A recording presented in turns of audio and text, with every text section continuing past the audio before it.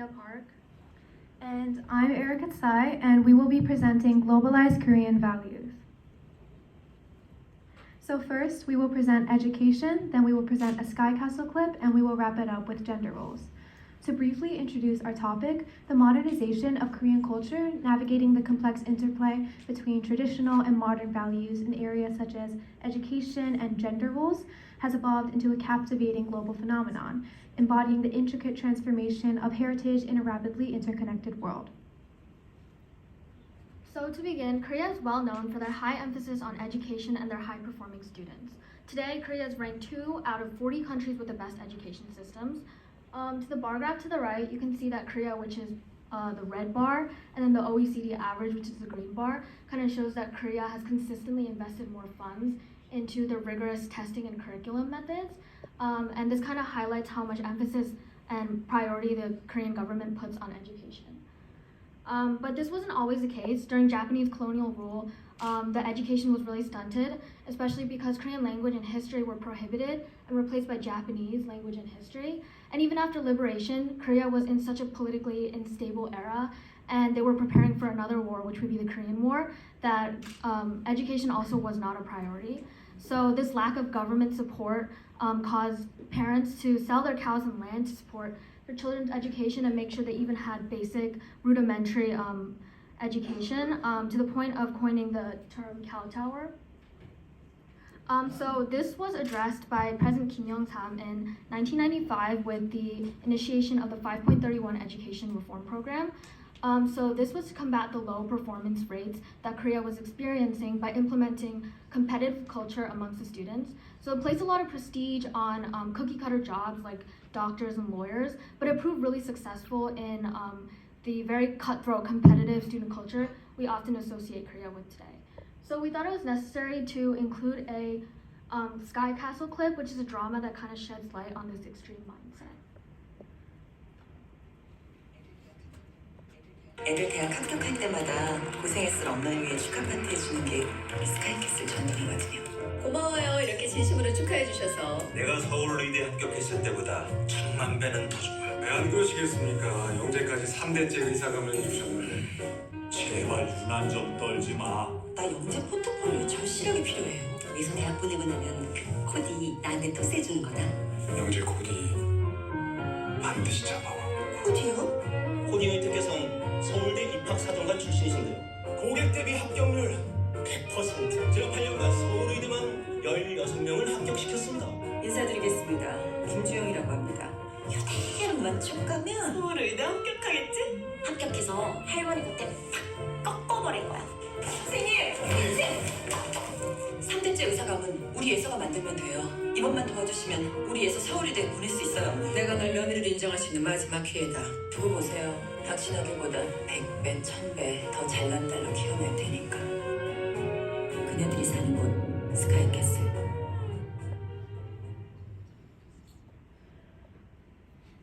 애들 대학 합격할 때마다 고생했을 엄마를 위해 축하 파티 해주는 게 스카이캐슬 전통이거든요. 고마워요. 이렇게 진심으로 축하해 주셔서. 내가 서울 의대 합격했을 때보다 Sky Castle is really realistic in portraying the pressures placed on students. From this clip, what can you infer about the parenting attitude towards education? You can raise your hand. Yeah. Very severe and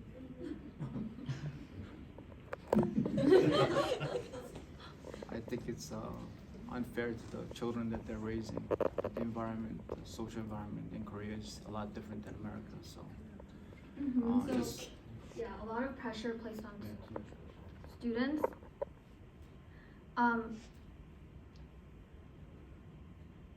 So one of the negative effects of this sort of competitive and very extreme mindset towards education has caused a phenomenon called brain drain. And brain drain is a term when people from a country leave to seek jobs elsewhere, usually because of poor employee protection laws or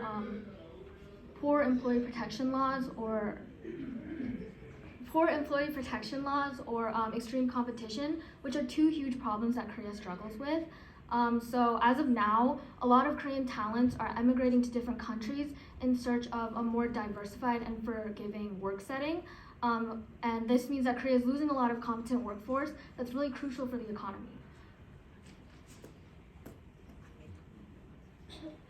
So as a result, the 7th curriculum was implemented pretty recently. So the objective of the 7th curriculum is going to combat the effects of the 5.31 reform program.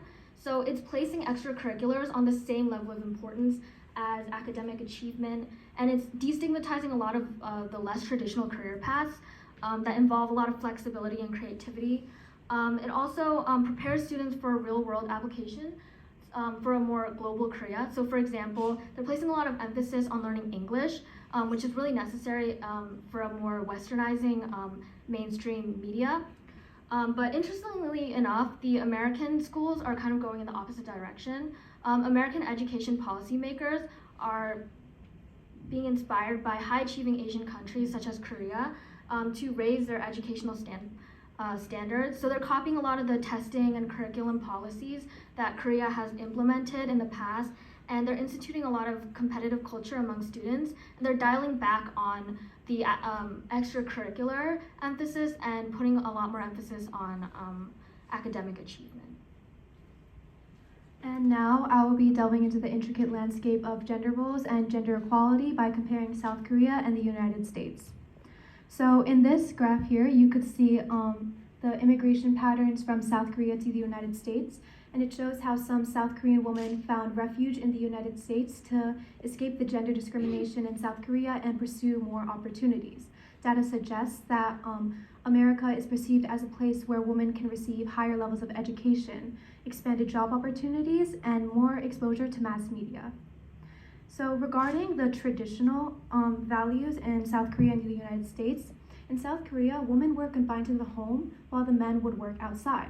But with the establishment of the Republic of Korea in 1948, this gave women the constitutional rights for equal opportunities. Contrastingly, in the United States, women have been active in the workforce for decades, with the number of working mothers steadily increasing. And in addition, in 1987, South Korea enacted the Equal Employment Act, which combated the discrimination against female workers. However, challenges still persist. Some challenges include gender-based exclusion, wage gaps, low pay, and underrepresentation in leadership roles. There's also the issue with younger generations versus older generations. For example, younger generations are more inclined to support gender equality, while the older generations have more traditional and Confucius beliefs.